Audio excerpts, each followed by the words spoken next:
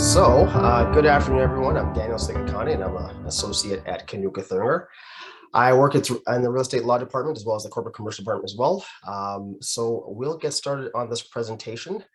So the outline for today is the first 10 things you see there. I'll talk about who we are working for, papering the deal, condominiums, pre-transaction due diligence, mortgage instructions, trust conditions, client meetings, possession, post-possession, and if things go wrong. So these are just I guess a quick hitter list of things that we'll talk about during the presentation. We'll go over them with Marc and I, and we'll if there's any questions about any part, certainly put a question in the chat box, and we'll obviously address it at some point during the presentation or soon thereafter. Okay, so here we go. Start with who we are working for.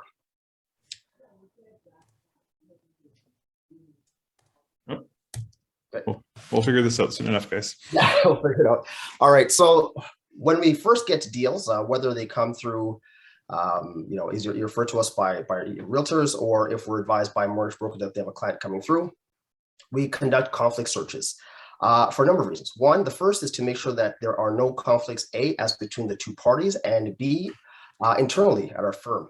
As lawyers, we are required to make sure that we're not acting for parties that are I guess, in the midst of a conflict. So for example, this has happened to me before, where I have a client who is looking to sell a property, and someone else in our office is looking to sue that individual, or is acting for a party that's looking to sue that individual. So what happens is that unfortunately we can't act for generally the seller, or if there's a purchaser involved, whoever the party is, we'll refer that client out to another lawyer, or we can advise the realtor or mortgage broker that, hey, we can't act, and then that person will have to find alternative representation.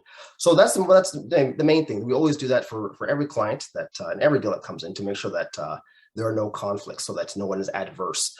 And generally when it comes to real estate, this is very, very rare. The reason being that at the end of the day, you have a buyer who wants to buy and a seller who wants to sell. So there's really no conflict generally in between, as with respect to the two parties. But like I said, there may be something internal at our office that will result in us having to move the client out to another lawyer. So we may be working for buyer and seller. So sometimes we end up double ending a deal. And as I just discussed just now, there's really no conflict in that scenario, because like I said, where everyone is on, it's kind of moving towards the same goal. The buyer wants to buy and the seller wants to sell. That being said, if we're acting for both sides, we make sure we explain to both parties that there are no secrets, so that if I tell the buyer something, I should be also able to tell the seller that same information, so that everyone knows that what we're doing is above board. So there's no side deals. There's no we're favoring one party over the other, and we definitely. Even prior to sending out a retainer letter, I definitely communicate that, and I know Marc does as well, to the clients, to say, hey, if we're having email communication, or there's something that's important that comes up, that information can be disseminated between both parties. We also make sure that we note to the buyer and seller if there is a conflict that arises. For example, if there is an issue where a buyer's unhappy or seller's unhappy, for example, if they get the property and it's in shambles, or there's significant damage to the property, and it's such that the buyer wants to sue the seller, we tell them that we can't act for either of them, and at that point we'll have to send both of them out to different lawyers to resolve that dispute if it can't be resolved internally. Obviously, that's also a very rare circumstance, but if it does happen, we're very clear to both parties that is what the outcome will be. So like I said, no confidential information is between the two parties, so that way everything is above board. One caveat here when we're talking about buyers and sellers: if we are acting for a buyer, we cannot act for the seller if the seller is a builder. This is, obviously quite important, and this is just something that is a rule. So if, for example, you have a client that you're acting for, if you're, for example, an agent for one of the home builders, and you have a buyer that you bring in, please be advised that we can't act for both parties in that scenario. We can act for the parties if the seller is a non-builder, and obviously the buyer as well. So that's just the one instance where we can't act for both sides of a transaction. We may be working for the lender. So for example, and oftentimes what happens is that when a buyer is getting financing, we also work for the lender as well. And that's something we also communicate to the buyer as well, to say, yes, we're representing you, but we also have a duty to represent the lender as well. And that part of that is also making sure that we report to the lender. I don't know if people are aware, but at the end of every transaction, we as lawyers have to report to the lender as to the status of the title and other information with respect to making sure that their security, or in short, their investment in this property is secure. So if in the event that they have to, unfortunately foreclose or pursue a borrower to recover any sort of damages or funds that they are owed, we have to make sure that element or that piece for them is in line. One thing that I absolutely want to make sure about, and I guess make sure very clear, and this is something that I've also discussed with my clients as well, being either the buyer or the seller, as the case may be, we are working for them. We don't necessarily work for anybody else. And to make that very clear, even though, like I said, we work for the buyer or the seller in the transaction, we don't work for you as mortgage brokers or realtors. That being said, it doesn't mean that we're adverse to you. We're actually here to assist you in making sure that your client has a great experience in the process of either buying or selling a property, and making sure that everything goes smoothly. So one of the things that I always make sure that, if you talk to anyone who I work with on a regular basis, one of the big things is communication. So if there's something that we can assist your client with, or for example, if you're aware that to say, hey, there's an issue that may be coming up, please don't hesitate to contact us. Even though, like I said, we're not retained by you to work for you, it doesn't mean that we're not here to assist you in making sure that the transaction goes smoothly. So like I said, communication is key, and also sometimes getting a heads up from other mortgage brokers or realtors is key as well. So for example, if you have a client that is a bit skittish, or is very nervous about the transaction, or is quite needy, please don't hesitate to give us a call, send us an email, let us know, say, hey, this person is coming to you, and they need a little more attention than I guess the regular client. We're happy to hear that, and like I said, we're happy to assist and make sure that the client has a great experience one way or the other. A couple of comments from that. There was a question about whether the buyer and the builder piece was a firm policy or industry-wide. It is the Law Society's position, I think, through our code of conduct, that says that we're not able to act for both a builder and a buyer. The reason for it is that it tends to create some conflicts around builders' liens and kind of completion and that sort of thing. That said, there are a number of lawyers in the city that have working arrangements or referral deals or whatever with different construction companies. So it's not uncommon, for example, to see, hey, this lawyer is going to help, the builder is going to pay their fees. But in that case, what's supposed to be happening is that lawyer is supposed to be working for the buyer. And so if there is anything that goes awry, then technically and actually they should be able to sue the builder. They should be able to, contest whatever the outcomes are associated with the deal closing in order to make that move along. So that's just that point. Secondly, we often get asked, while you're doing both sides of the deal, will you cut me a break? And the reality is for the most part, no. I mean, there's maybe some circumstances where we take that into consideration, but for the most part, the work's basically the same, regardless of whether or not we're on both sides or not. So the work for the seller and the work for the purchaser independently are about the same. There's some efficiencies that are gained by virtue of not having to ship stuff back and forth. There's maybe some searches that we can duplicate that will reduce the cost, but overall the process is almost identical. One thing I will say though, talking about acting for a buyer or seller, if, for example, a client is buying and selling a property, in those instances, there will be times where we will give some breaks in terms of pricing. At least I will. I don't know, but Marc will as well. But Yeah, it can get factored into it. Depends on the circumstances, for sure. Yeah, yeah.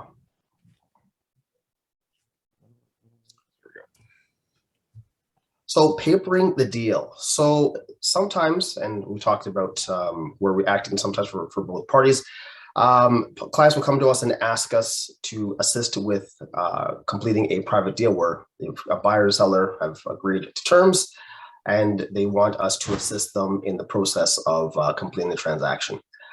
So I actually just had one recently where I had a client of mine who was had a rental property. The tenant wanted to purchase the property from them.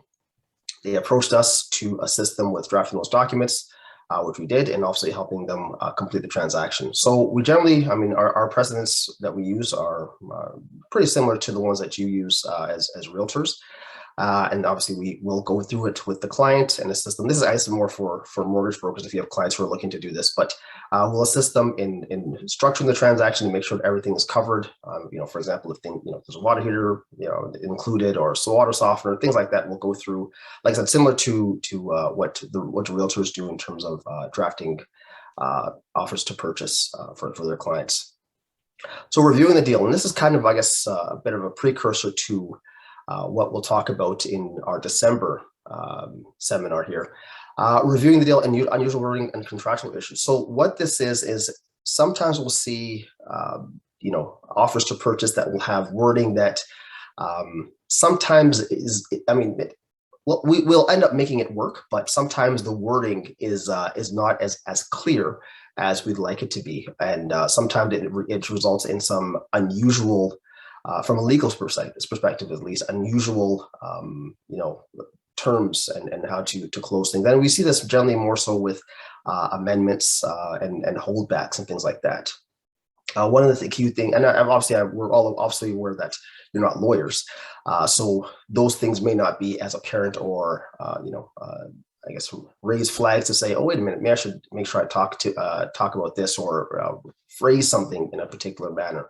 So we will, like I said, talk to you about that in our December presentation. That being said, if you do have any sort of questions about how to draft things, or if there's some unusual circumstances that may arise during your course of putting together the offer purchase, don't hesitate to give myself or Marc a call or an email.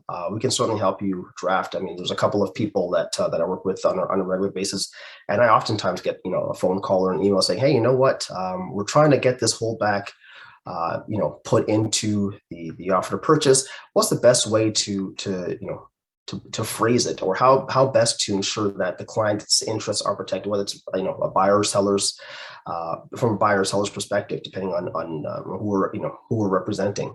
So those are great things that, like I said, we're here to help and obviously assist in making sure that those elements of the transaction go smoothly.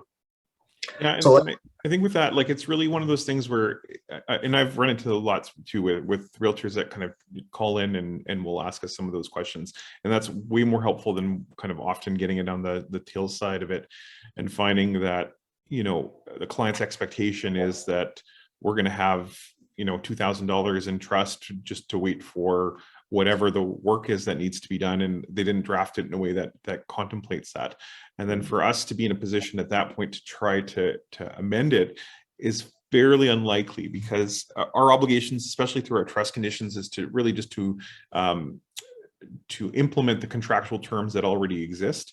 So for us to be creating terms based on stuff that isn't really what that's supposed to be. So it's helpful to be thinking through the details around how what's being held back, how is it being triggered, when are we going to release it, all those kinds of considerations. Yeah, and one thing that I guess, just to piggyback off what Marc is saying, is, and I guess looking at that last point, that is it going to screw up financing? As I noted to you in the previous slide, we do have, if we're representing a party that's using financing, we have an obligation to the bank to advise them if, for example, there's a change in the purchase price, or if there's a change in with respect to a holdback, or if our client, being the buyer, is getting a credit of sorts. That will affect the way the bank, calculates how much money they're going to advance with respect to their purchase. So if those things are not dealt with upfront, that can delay and screw up financing, so to speak. So those are things that, like I said, if there's something that that you're looking to effectuate and ensure that the client's financing remains in place, and we achieve the client's goal in terms of making sure that the position is secured, i.e. through, like I said, through a holdback, etc. It doesn't, like I said, do not hesitate to give us a shout, to run things by us. And that's, like I said, even though we're not here to represent you in respect to deal, we're certainly here to help you facilitate a smooth transaction. So, like I said, don't hesitate to do that. So this bit here is we're going to talk about condos. One of the most important, actually, it's like the most important document that we'll get for a condo purchase is estoppel and supporting doc review, and that's a part that we as lawyers do as part, to assist our clients in terms of helping them make a decision whether or not the property they're purchasing is the one that they'll ultimately want to purchase based on the contents of the estoppel and supporting documents. So I've seen this from time to time where we'll get condo deals where we haven't been provided with an estoppel certificate or had a chance to meet with the client prior to the purchase. It's incredibly important that you make sure that if you're part of a condominium purchase, that you make sure that you have the seller provide you with an estoppel certificate and package. That is not just for the client, but also if they're financing the deal, the bank will require us to provide them with a copy of the estoppel certificate, as well as a copy of proof of insurance for the other condo complex, or if it's a collection of townhouses, proof of insurance for that development as well. So those are things that are very, very important. It is sometimes a cumbersome process, and especially if we have a short period of time to review the volume of documents that are provided in the estoppel certificate and package. But at the same time, it's a great way for us as lawyers to get a chance to meet the client before the final signing and develop a rapport, and also it gives the client an opportunity to get comfortable with us and ask us any sort of questions that they may have about the process and also about their purchase. So the things that, there's a lot of, documents that come in an estoppel certificate and package, but the things that I generally focus on and make sure that I go through quite thoroughly are the meeting minutes, the reserve fund study, the financial documents, bylaws, and proof of insurance. So like I said, making sure that proof of insurance is there, and that's obviously that there's adequate insurance for the condo corp and the buildings. So the reason why I focus on these documents, especially meeting minutes, it gives you a bit of a flavor as to the type of people that are running the condo corp, the kind of questions that the tenants are asking, and sort of the issues that the people who are living in the condo development are facing on a day-to-day basis. So you'll see things like, for example, more recently that there's with the relaxation of the marijuana laws, people complaining about marijuana in the hallways or on the balconies, things like that. So if you see that kind of stuff in the meeting minutes, it's an opportunity for you to point that out to the client to say, hey, if this is something that you like to do, be aware that people are looking at to maybe ban it, or it's been an issue if you don't like that kind of stuff. So it gives us also an opportunity to advise the client to say, hey, be aware that the people that you're living with may or may not enjoy the same lifestyle that you do as well. One of the most important things, obviously, as part of that package, reserve fund study. So that gives, I don't know if everyone's had a chance to read one. Probably not, and hopefully not. But if you're bored at night and you want to read, I guess maybe a 50-60 page report on the status of a condominium and the way it's being, the physical structures and the finances of it, it's a great read. I'm lying, but it's something that gives you an idea as to is the condo corp well financed? Is there enough money to ensure that if there's a major a repair that needs to be done, i.e. roof, boilers, tearing up a parking pad or underground parking, is there enough money there to ensure that the client, not to say the clients, but the condo residents don't have to become subject to a special assessment? I think we all know of a couple of developments and condo buildings in the city of Regina that have had some significant special assessments assessed on their residents. So that's something that if you can, I mean, not to say obviously we don't have a crystal ball to see whether or not the money or the structure of the building itself is in good enough shape to avoid that, but it does give you a bit of an insight and kind of let the client know that, hey, this is out there, and this might be something that you should be aware of in the next couple of years. Also, you want to look at making sure that if there have been any major structural defects or any sort of major repairs that need to be done, to see whether or not they are still pending, or if that's something that has already been taken care of. So you want to make sure, like I said, you don't want a situation where you have a client that thinks that they've gotten a great deal on a condo, yet 6 months later they're being hit with a special assessment for $30,000. No one wants to see that. So it's something that we go through and make sure we point out and I say go over with our clients to ensure that the reserve is adequate to fund any sort of major expenditures that may be on the horizon, and to make sure that if there's any, make sure that the buildings that are themselves are in good, physical condition. Financial documents also very, very important. Simply because you want to make sure that, especially for our clients, to make sure that the money that they're paying in terms of towards condo fees are going towards going towards things that are adequate are required, and making sure that the condo corp is generally not running a deficit. So that to make sure that if you see, for example, that the condo corp is running a deficit on a year-to-year basis, that's probably a sign that the condo fees are likely to go up. So that's something that we go over and make sure we discuss with the clients as well. Just to go back for a second on the reserve fund study, I'm sure many of you know that condo fees, a portion of them go to the general day-to-day operation of the condo. For example, pay for garbage removal, utilities, things like that, other services. And then another portion of the condo fees go towards a reserve fund. So the reserve fund study is specifically there to study and look at the funds that are set aside for the reserve fund, to ensure that those funds are adequate in the event of like I said, a major repair or something like that. Another thing that we look at that I spent a good amount of time is bylaws.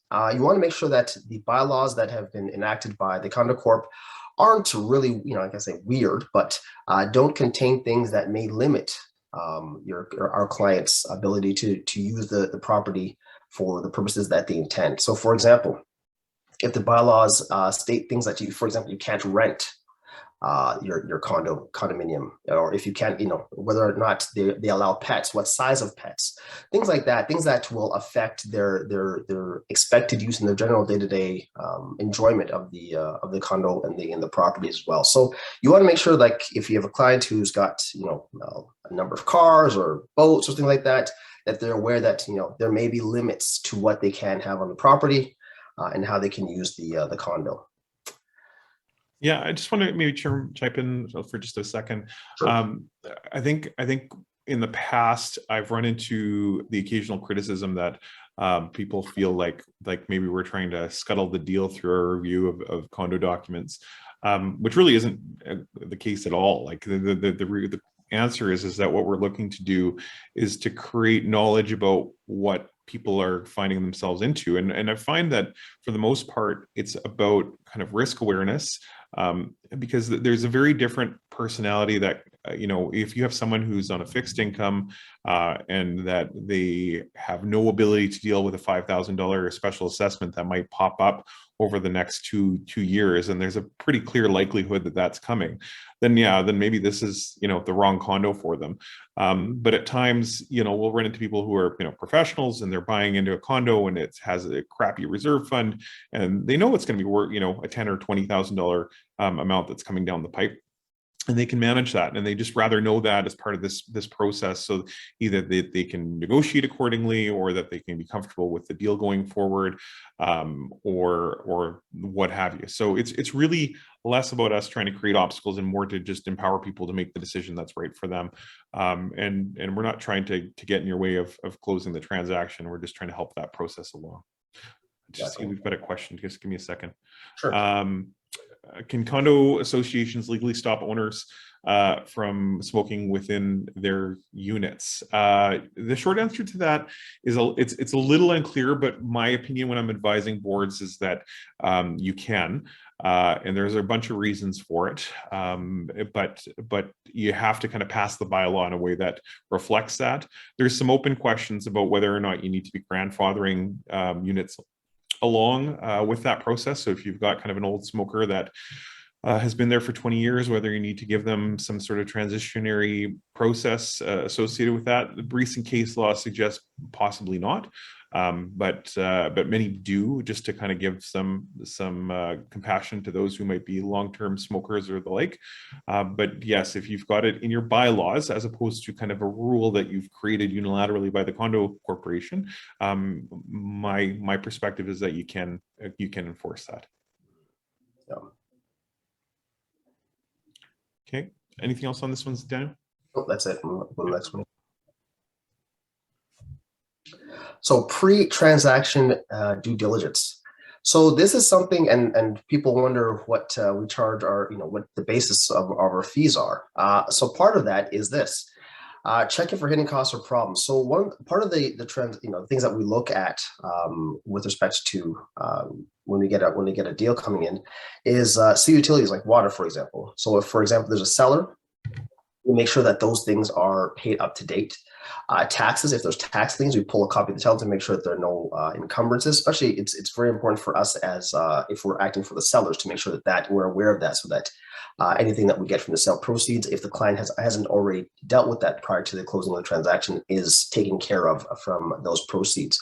Water heater rentals. Now that's been something a bit difficult in some instances, but that's something that we have to make sure that we're aware of prior to closing as well. There, and this has been a bit of an issue from time to time here.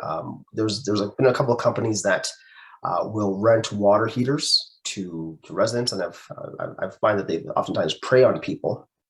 They rent these water heaters at exorbitant rates, and they register their interest on title. So as part of our job to our clients, as if we're acting for sellers, is to make sure that we give the buyer a clean title. So that is something that we have to deal with. So with respect to these water heater rentals, if they've got these exorbitant rates and they've registered their interest on title, they oftentimes have these quite significant buyout clauses that require the owner of the property to pay out a large sum of money for them to remove their interest on title. So that's caused a bit of problems, and something that as realtors, if when you're pulling title, to take a look at, to ask your client to say, hey, I see there's a water heater rental that's been registered or an interest on title. Do you know what's the value of this? And that's key in terms of informing your client with respect to what you should probably be listing the property for. So if, for example, there's a water heater that's rented and there's a $10,000 buyout, in addition to whatever they owe on a mortgage, that's something that should be factored into to ensure that at the end of the day, that the client has enough money to pay out all the obligations and any sort of interest on title with the sale proceeds, so that they're not having to scramble at the end there to try and make sure that there's enough money to ensure that we give out clear title to the buyers. We also do writ searches. We also look for judgments and title searches, as I mentioned there before. So these are things that, like I said, we make sure that we do prior to meeting with our client, to make sure that we're aware of any and all sort of issues. Also, if there's any sort of weird registrations on the title, if there's any sort of caveats or anything like that that may be on the title that need to be removed, we make sure that we're aware of those things. And if, like I said, if the client isn't aware of those things, then we make sure we do a little bit of digging to figure out where it came from, and if it's something that needs to be removed as part of our duty to when we're transferring title over to the buyers. Also, I guess when we act for buyers as well, we want to make sure that we're aware of any sort of restrictions on the use of the property. So, like I said, talking about if there's any sort of caveats or any sort of interesting, I guess, things on title that may either inhibit our clients, full and total enjoyment of the property, so that they should be aware of those things before they enter into the transaction. I know that the township of White City, there are interests that they register that limit and restrict the way that you can build and ensure landscape and things like that on the property itself. So these are things that we look out for, and during our meetings with our clients, we do make sure we point out those interests to them to make sure that they are in fact aware of those restrictions on the use of the property. Also, you'll also see some of these things, different restrictions on use in, cottage properties. You'll see certain things that may restrict the client's ability to use the property. So, for example, if they're looking to build a condo on a waterfront or something like that, they may not be able to do so. So these are things that we do as part of our legal services, in addition to meeting with them to execute mortgage documents. So yes, like I said, gives us a bit of an idea as to what problems may arise as part of the transaction as well. Well, this one's mine. Yeah, so we sometimes there's some other things that happen for non-residents, as an example. This decision was essentially one out of I think out of BC. There was a whole bunch of indicators in the decision that said that the seller should have been aware of the fact that the buyer, the purchaser, should have been responsible. Is responsible for the GST, because they should have been aware of the fact that the seller was a non-resident.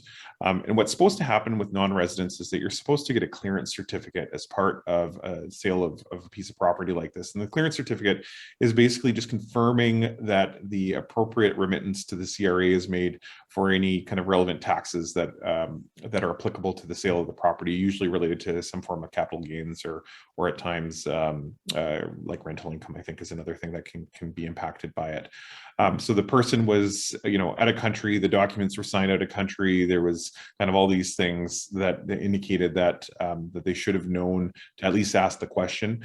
The deal that this was based on, the language in the deal is a little more open-ended in terms of whether or not the vendor is a non-resident. However, in Saskatchewan, the deal that we use is very explicit that it states that the vendor is not a non-resident, and so it's really important for you guys, if you've got a non-resident client, especially because you're essentially involved in an agreement that states that they are not a non-resident, that you do an amendment to reflect that, so that at least the parties are kind of aware of that fact when they're trying to close it. Also, it's on us to kind of ask those questions if we feel like the circumstances are kind of reflective of a need to ask them. But if we both make that mistake, presumably there could be some liability for both of us to enjoy. So, and it's not insignificant. I mean, it ends up being, a pretty material. I think in this case it was like $98,000 in terms of remittances that we're supposed to make to the CRA for the sale of about $1 million property or something like that. So, it's useful for you guys to kind of understand the resident status of your clients, and to advise us of them if hey, this one's not a non-resident. The reason that it also gets kind of twisted up is because if they've got financing against the property, you can sometimes get into a point where you may be able to pay out the financing, but you may not be able to hold back the right amount for the non-residency certificate, the clearance certificate. And so, there's ways to maybe deal with that before the transaction closes, so that you at least have some idea as to what the holdback is supposed to be, and so that you can close the deal. Because if all of a sudden we get this thing and we're supposed to be holding 25%, and all the sale proceeds are going towards the mortgage, then we're not going to likely proceed with the transaction until we have something from the CRA that gives us some comfort, or we get some additional money from the client that covers that deficiency. So,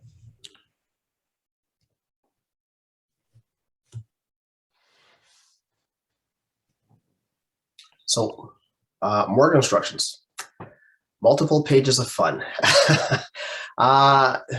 Really, it's really obviously the banks will provide us with mortgage instructions if the deal is financed. So this is something that we as lawyers, we go through to make sure that we're aware of what the bank is requiring, and maybe this is something more so for the mortgage brokers. So this is we get these instructions from the bank, and the bank advises in short what the terms are of their lending, what they require from us as lawyers to ensure that that their investment or their borrowing and the collateral with respect to the property is secure, and that if they have to, like I said previously, if they have to go after any sort of deficiencies, they're able to properly to properly realize on their security, which is the property itself. So like I said, they're looking for things like for fraud, property protection, and security, like I talked about here. Sometimes we'll have some lenders that will ask us to do and ensure a number of things. And I think this is something you probably see if you're a mortgage broker on your end as well, where the lender will ask to provide proof of I guess 2 pieces of ID potentially, make them to ensure that they don't own a second piece of property, and if there's any sort of debts, that those things are paid out. So a lot of times we'll get instructions from lenders that will require us to I guess backstop that process that you've already gone through with the client. So a lot of times they'll ask us to ensure that we get 2 pieces of ID from the client, front and back, make sure it's obviously also make sure it's valid. Make sure that they don't, if there's any other properties they've lived at, sometimes they ask us to ensure that the individuals don't own that property that they've previously lived at, if for whatever lending purposes. They also may ask us to ensure that the property that the people are buying is not going to be used as a rental. So there are a lot of things that the lenders will ask us to do as part of the transaction, and ensure that that what they are getting into, that they are getting into what they think they're getting into. So I guess going back to what we talked about before about the amendments and things like that, or holdbacks and things like that. One thing that banks don't like is situations where they lend money and the client gets, I guess, a check at the end, so to speak, from our office.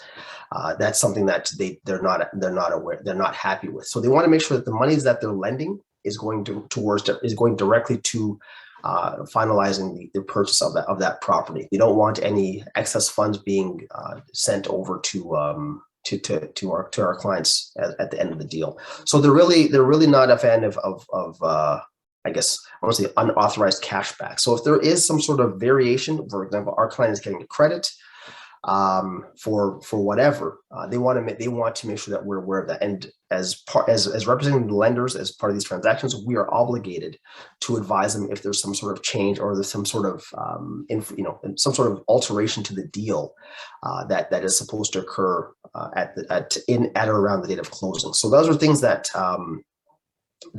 we as lawyers have to be attuned to, and making sure that we abide by and follow and do what we can. Well, obviously not do what we can, but make sure that we fulfill our obligations to the lenders themselves.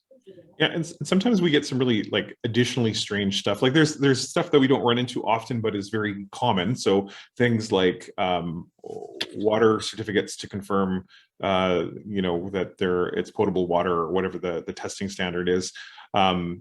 Septic systems, like we don't see a lot of those because there's not a lot of those that are impacted, but you'll see those consistently if it's an issue. There are times where we get like just strange things. Like I've had lenders that want us to confirm that the property is 100% built. Well, I mean, I'm not going to go out to the build and confirm, that's what your appraiser is there for.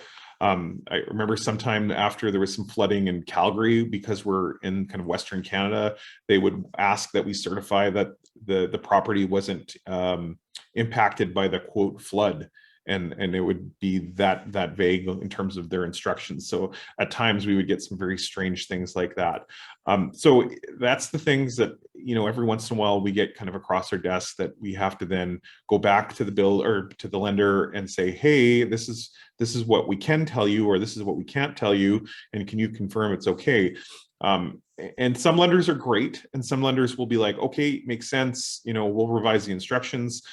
Sometimes you'll get exchanges though with lenders where they'll just repeat back to you the exact same condition, and with nothing to help you in terms of that process. So it can be a very frustrating and time-consuming process at times, especially when things have been as busy as they have been. We have another question.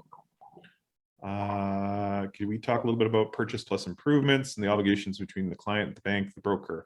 So purchase plus improvements, for the most part, again, lenders can be all a little bit different in terms of how they deal with it, but big picture, what you're going to run into is an instruction for, they'll send us the cash, we'll get the instruction that we have to hold it until they confirm that it's been releasable. Almost always it's money, or that information is going back to the broker, or it's going to the lender somehow, but usually through the broker, sometimes through us.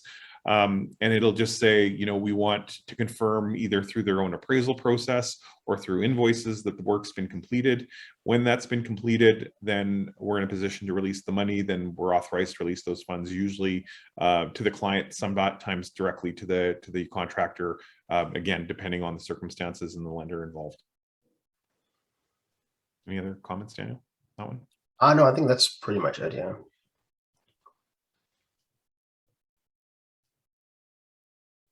I think this is probably where I'm just going to get involved, right?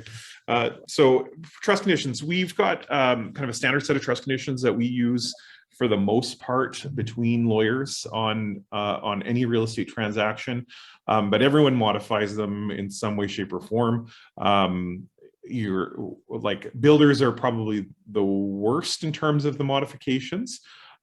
Some will kind of change the deal almost in its entirety in terms of what the norm is.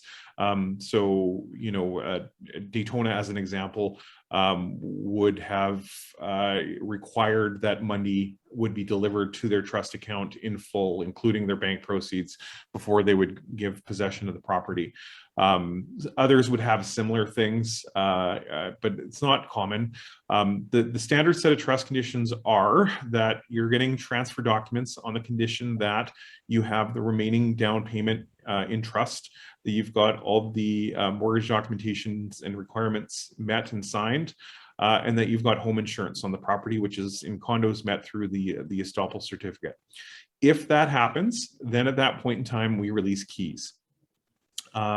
When we tell you that keys are releasable, it's because we have heard from the purchaser's lawyer that all those things have been met. It doesn't mean we have cash. It doesn't mean that we can release cash. It doesn't mean that that we're guaranteed to have money. To be perfectly honest, that is kind of all a function of how the trust conditions work from there. We will either get money on the possession date or after, often with insurance if it happens, or insurance with interest if it happens afterwards. For the most part with purchasers, if it's cash deal, then we'll get it on the day of possession, and then we just have to hold it until the title transfers. If we're getting kind of the majority of funds on the possession date, either title has transferred already if there's financing, or they've used title insurance through what's called gap coverage in order to allow for us to release the money beyond that. And then from there, like I said, builds and builders have their own kind of special circumstances where we have to look at holdbacks and seasonal things, and builders lien holdbacks and all those other pieces that come along with it as well. The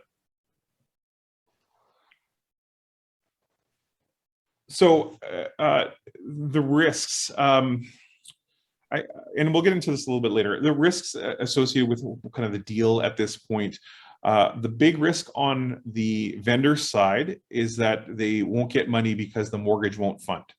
I don't know if, Daniel, if you've ever run into it. I've run into it maybe 2 out of several thousands of deals. The one was a deal in which we had whole set of other financing conditions that I wasn't advised of that the client had that needed to be met before the broker conditions had been met. And no one let us know kind of that this was an issue. And so that one dragged on for way longer than I would like to remember. But that was in the early stages of my career. The other one, I had a former grow-op that had been reconditioned and redeveloped. And then just before we were supposed to get money, the funder looked at it again, and despite the fact that it had been completely rehabilitated, decided that they weren't going to fund it because they weren't satisfied with the build. And then I think eventually they kind of reconsidered and eventually funded it, but they had at that point not provided the money. That is totally contemplated within the trust conditions. So if the reason that has to happen that way is because we cannot give a trust condition that we cannot knowingly complete. So I can't force the bank to give me money, so I can't accept a trust condition that says I'm going to give you the money that the bank's going to give me, because I don't know if the bank's going to give it to us. So that's the way the reason that that's been structured that way. But practically speaking, it's almost a certainty at the point in time where we've accepted the deal and accepted the trust conditions that it will come through. So the risk associated with that part of it, while it exists, is pretty minimal. On the purchase side, the risk that you're getting is that the property is not in the agreed state. And I'm sure that many a realtor on the transaction could attest to the fact that when they get into the property, the house is not as they expect it to be. And whether it's broken appliances or you know, something's missing, flooding, roofing issues, whatever, that risk is way more common and something that we have to deal with through the transaction. So we get a lot of complaints about, you know, well, why don't we have the money on the sale side? How can you release keys if we don't have all the money on the sale? And I mean, to be fair, we talk about that usually as part of the meeting. Before then, it's just often kind of missed until it gets to the point where that's a consideration. But the answer is because it's about risk control and management. And it's way riskier on a purchase side of it that you're not going to get the house that you expect than it is that you're not going to get paid on your transaction. And that leads to, the client meeting. So what do we do at the client meeting? Well, we go over the deal. That's usually the first step, is to go through the transaction and say, okay, you know, is this the deal as you understand it? Is this the price? Is this the deposit? Is there anything that are further amendments or the credits or the things that I should know about that we need to protect as part of the deal? We go through the statement of adjustments. So you know, property tax. Oh my God, property tax is almost, if I could eliminate phone calls on property taxes and the confusion around property taxes, I would. But I've done it so many different ways at this point that I just don't know how to communicate to clients in a way that they're going to absorb you know, what they need to do with property taxes. And why is it confusing? Well, in all honesty, we've got articling students that I've seen over the years that don't understand how to do adjustments on property taxes. So, I mean, it's not super clear in terms of the process to just from a common sense perspective, and it's because the dates don't always match up. Depending on whether someone's going on tips or whether they've been on tips, or if they pay their property taxes in full, you're essentially just trying to either pay them back for the amount that they've prepaid, or you're trying to deduct from the purchase price the amount that they should have paid in order to close the transaction.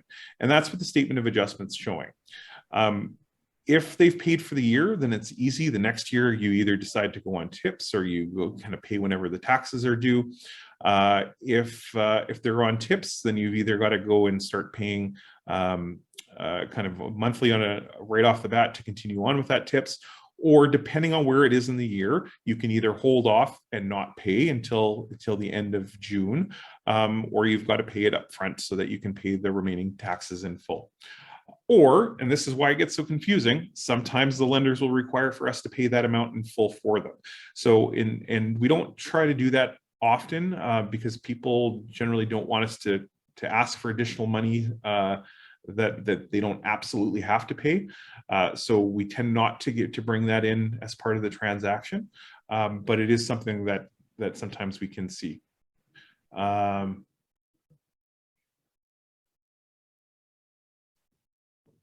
Second. Other things we go through the mortgage documents, so things like statutory declarations. So it's the stuff that Daniel was talking about. We have to confirm that, you know, Joe Smith and Joe Frank and Joe Mackenzie are all the same person. And Joe just decided that he'd have many marriages and for some reason changed his name 3 times. Charitable forms. We've seen like donation forms in this mortgage documents that we get. There's life insurance waivers or application forms. There's massive client agreements that we've got to print off and provide to the clients. There's so many things that we then have to go and give to them in a pretty short period of time to advise them on what the process is. I'll get to this in a second. There was a question about title insurance. So are all lenders requiring title insurance, or does the lender allow lawyers to provide surveyor certificates or title insurance at their discretion? Many of the lenders are now requiring that we get title insurance.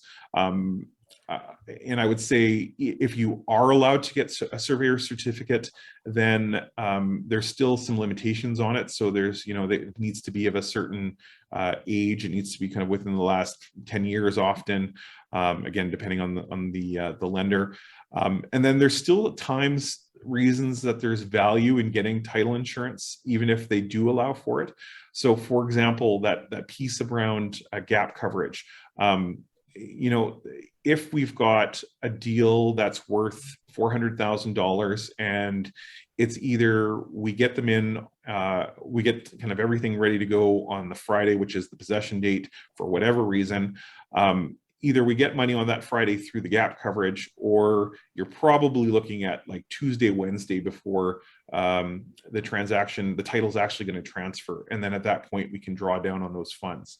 So in those cases, the cost, the daily interest cost of not getting title insurance likely matches or sometimes exceeds what the cost of title insurance would be in any event.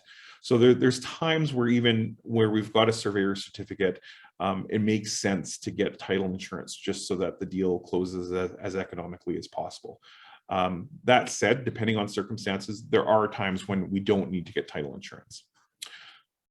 One thing we want to talk about as part of the client meeting piece was just the COVID protocols. So we are now, and have been for the last 18 months or so, able to do meetings remotely or kind of through a Zoom meeting just like this. It is not the same as DocuSign. So it is not the same as what, you know, many realtors use.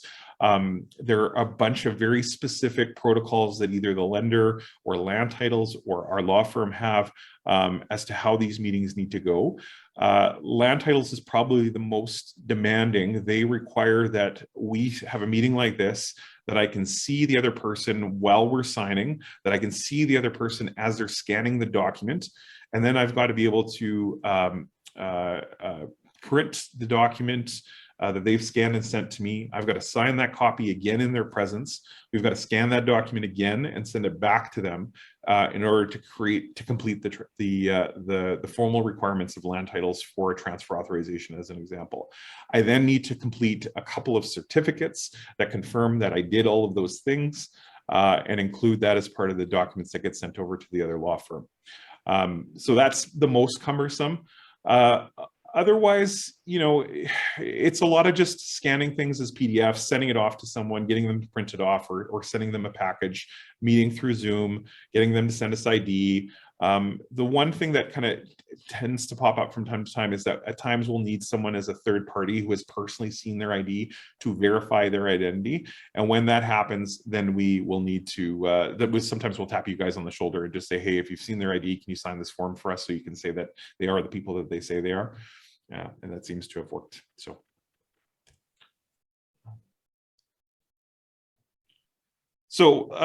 one of the stuff we've probably talked a little bit about. So possession, like I said, confirming the big three, make sure that we've got cash, make sure that we've got mortgage documentation executed, make sure that we've got insurance on the property. Following possession, there can be some adjustments for interest, like I said. So if we don't have money over there on the possession date, there can be interest based on the standard offer is like the overnight rate plus 4%, I think is what is on your realtor's offer. A lot of the builders will have much more aggressive insurance or interest clauses, 8%, 10%, 14%, all because they want their money on the day of. And thus the reason that often in those cases, for example, title insurance and like can be involved. There are a couple of different ways that that the deals can close. A title opinion is the one where we can actually see the titles transferred into the name of the purchaser, and we've advised the bank that it's fine. We close through title insurance, which is a different process where we just say, hey, if there's any problems with getting title into the name of the client with any kind of additional registrations, then we'll make a title insurance claim to deal with those issues. And then lastly, it's something called a protocol opinion. We don't see a lot of protocol opinions. There's a couple of lawyers that do them more often than not. And what it is it's a lawyer's attempt to self-title insure would be probably the closest example of it. Essentially, once you follow a series of steps, if there's a problem, the Saskatchewan Lawyers Insurance Association will end up covering the loss. And you don't have to pay at your deductible as a lawyer. So it's kind of it's the profession's kind of response to title insurance in some way, shape, or form. And then lastly, sometimes if the deal isn't ready to go for whatever reason, especially it seems like estates tend to be the big cause behind this. If you haven't got to a point where title's able to be transferred into the name of the executor or the administrator, we sometimes have to get into a tenancy at will in order to complete the deal. Or sometimes if there's some amounts that are still outstanding because they haven't sorted out kind of what the mortgage payouts are, then sometimes tenancy at wills are discussed as options. They're not the best option. A lot of kind of people's comfort with that level of risk varies, but sometimes if you want to get the person in the property, that's the best way to do it. So yeah, in terms of problems for purchasers, like I said, some of the stuff that we have run into, why don't I have keys? Well, there's a lot of reasons why you might not have keys. So mentioned those lender conditions. Often lender needs to be able to sign off on some aspect of either the documents or the deal before we can release keys. So even if we finally got everyone in, we finally got everyone to sign off on the documents, sometimes you have to send those documents in for final review and confirmation from the lender before they will confirm that they will fund the deal. And at that point, then we can kind of release keys once they have been satisfied. In some areas, Saskatchewan in particular, whereas here, often if we just tell you, hey guys, money is on its way, the transaction's closed, can you release keys? The practice locally is just say, okay, fine, release keys, we'll do that right away. Because you're under trust conditions to send us the money. So if you don't send us the money, you're in breach of those trust conditions. And I've got comfort in that. Saskatchewan, they need to see the cash in their trust account before they will release their keys. It's a weird regional difference. So if you have a client coming in last minute and we then have to take the money, deposit into our trust account, issue a check, courier the check usually to their financial institution, get a receipt of that deposit, and then email or fax that confirmation of deposit to that law firm before they are going to release keys. Again, we'd love for these things not to be happening last minute, but in the last 18 months, as you guys know, these things have been more and more last minute than anything that we have seen in the last 10 years for me. And so this is the impact of it, is that when we're getting pressured to make things happen quicker and quicker, then our ability to respond to some of these things gets less and less. And that's why some of these delays are happening on transactions, I think probably with more regularity than they would have happened in the past. Lesser issues, if we're still waiting to submit to ISC, we have some ability through the trust letter to not have to do that, but at times that becomes an issue. Similarly, if we're waiting for title insurance and it's a requirement to the deal, there may be some underwriting that happens with title insurance that we have to get the confirmation from the insurer that they are going to insure before we proceed with the transaction. The second question ends up being, why don't I have cash? Well, like I said, the expectation on the sales side is not that you will necessarily have money on possession. And even if we have money on possession, it doesn't necessarily mean that we can get the money to you on possession for any host of, or on the possession date for a host of reasons. One is missing payouts. Again, this used to be a lot bigger issue beforehand with some of the banks. They were really slow in getting payouts to us, and multiple requests and escalating requests and those sorts of things. And it would still be a week after the transaction. Well, that's extreme, but a couple of days after the transaction that we were finally getting those payouts.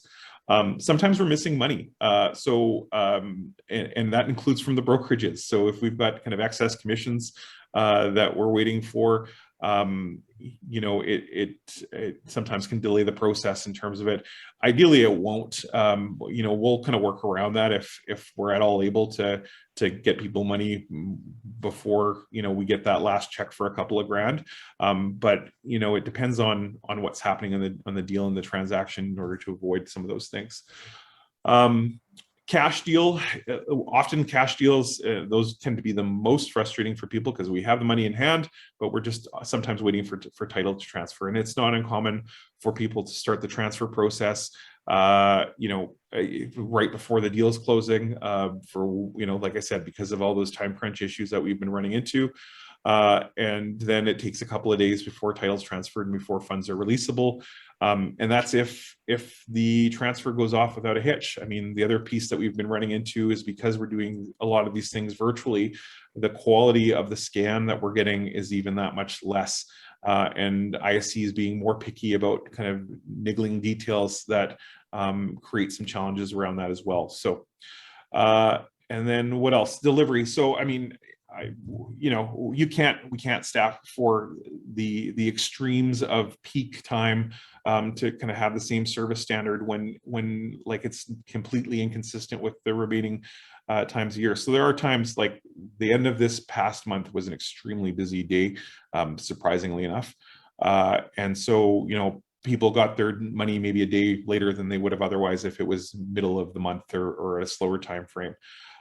It's something that we are on top of and that we try to work through, but there are just times where it takes longer than it otherwise would. Otherwise, there's also delays at the financial institutions. So we don't do these things electronically. It doesn't work within our trust accounting to do it other than through like a wire transfer. And to be perfectly honest, a wire transfer isn't much quicker in cases. And so depending on what's going on at the financial institution, they may get the check, put it on their desk, decide they're going to process it a little bit later in the day.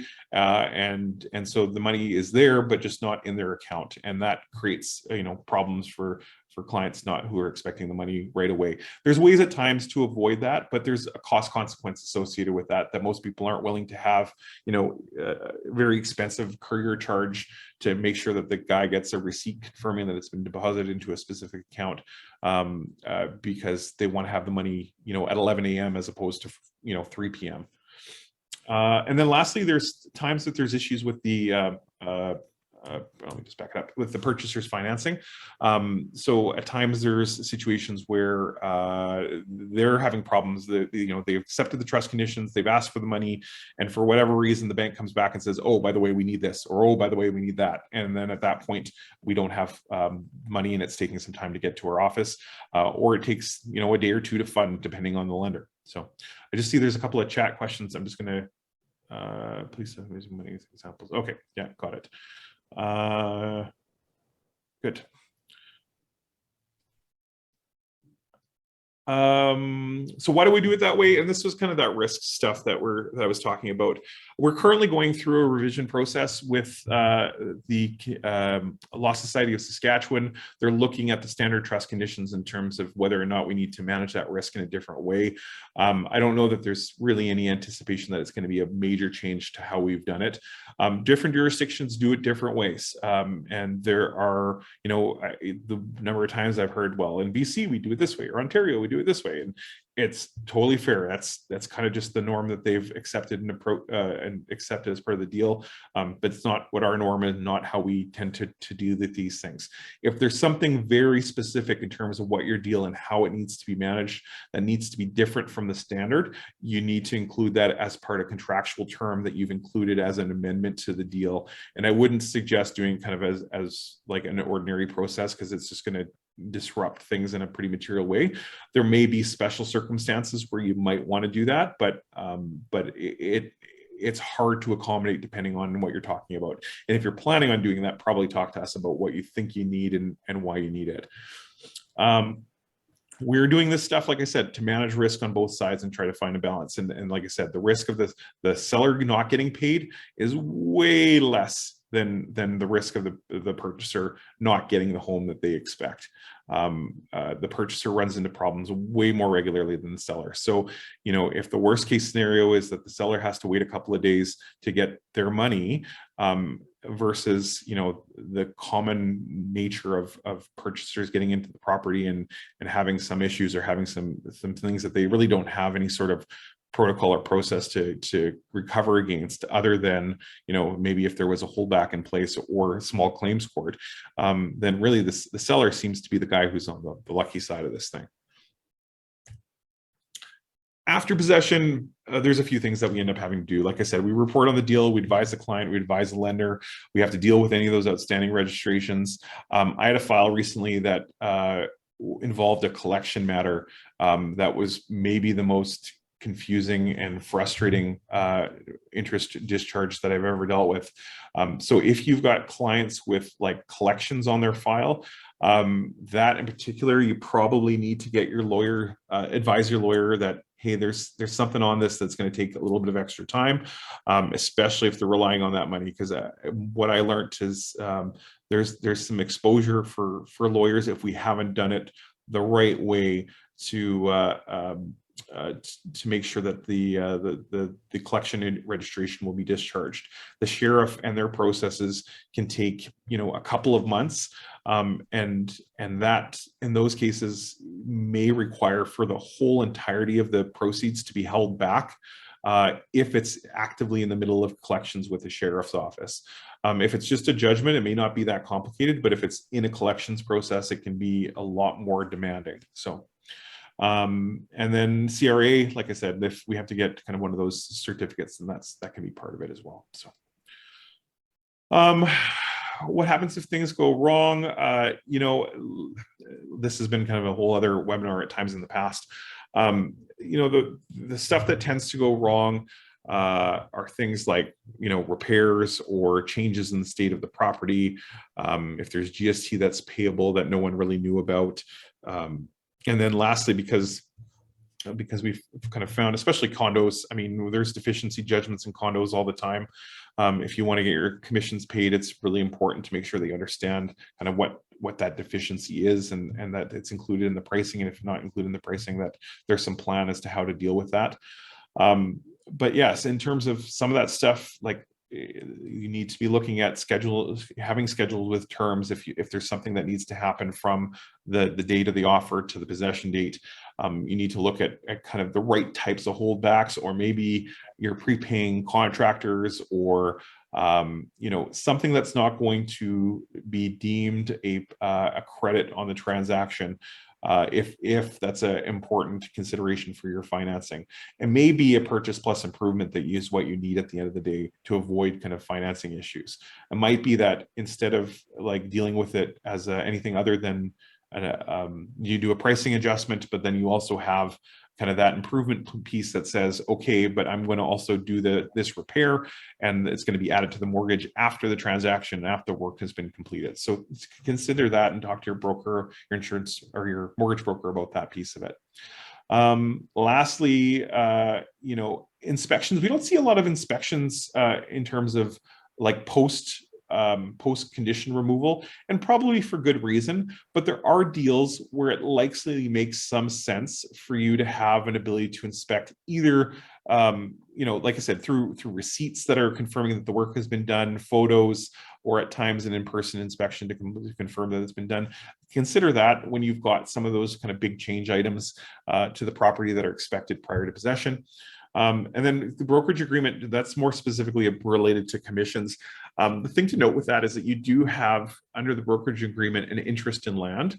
And so if you ever find that you're probably going to get screwed out of your commissions, you may want to consider registering something against the title to make sure that the lawyer has to deal with you.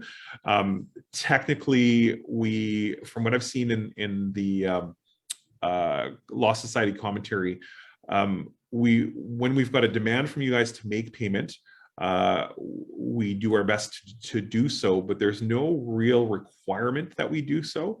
Now, I mean, Daniel, me, I'm pretty sure we actively try not to piss off all the people that we work with on a regular basis. So we're not going to try to be closing deals in which you don't get paid.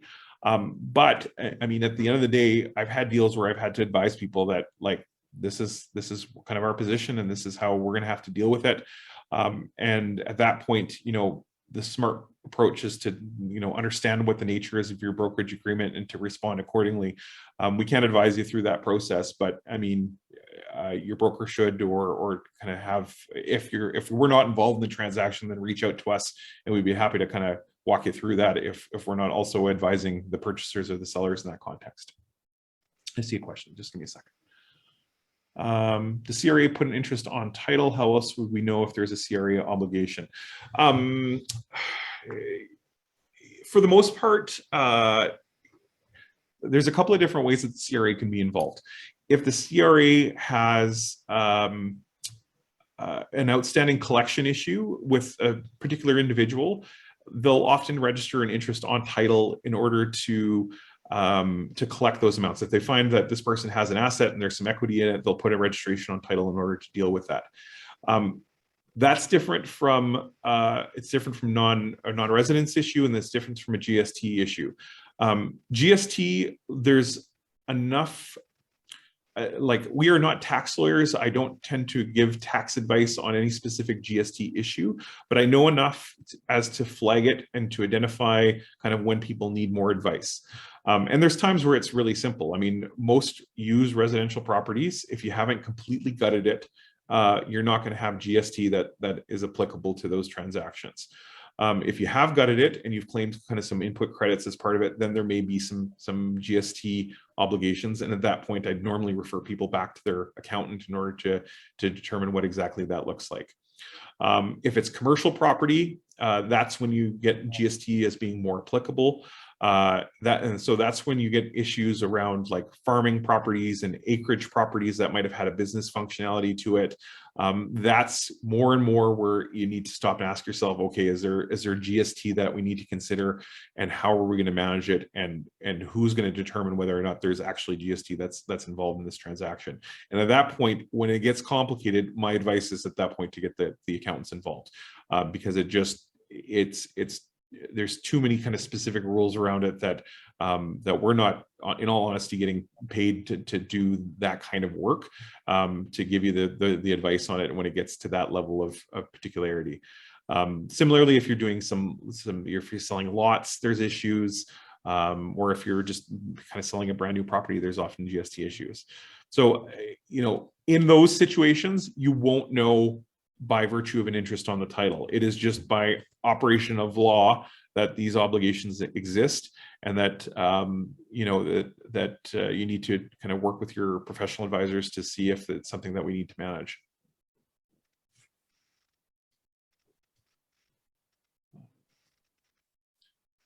Otherwise, if things go completely wrong, I mean, the the frustrating, either get us involved to see if we can help manage the problem.